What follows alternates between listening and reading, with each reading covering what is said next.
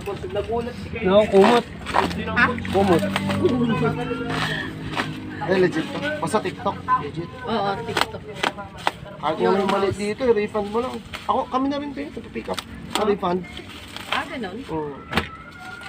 Diba dati walang pick up? Diyan dati, oh, buti na lang binidyoan.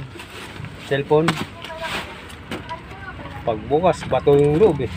Oo, yun. Ay ka na ano. Tipolo. Ako yun? Ay, ikaw ba yun?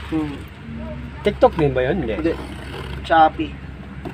Hindi sila nag-order sa TikTok. Puro Shopee yun sila. Ano. Ang may diferensya doon yung mga ano. Seller. Mga Hindi, scammer. sa seller, walang problema doon. Scammer yun. Yung ano lang, yung mga nagbabalot. Oh, yun, yun. Mga paalis na.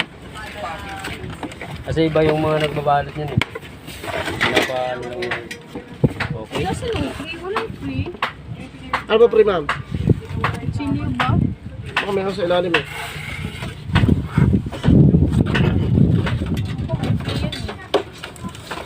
Pritong isda. Ayun. Ganyan. Okay na. Okay. Matalim ka sir. Thank you.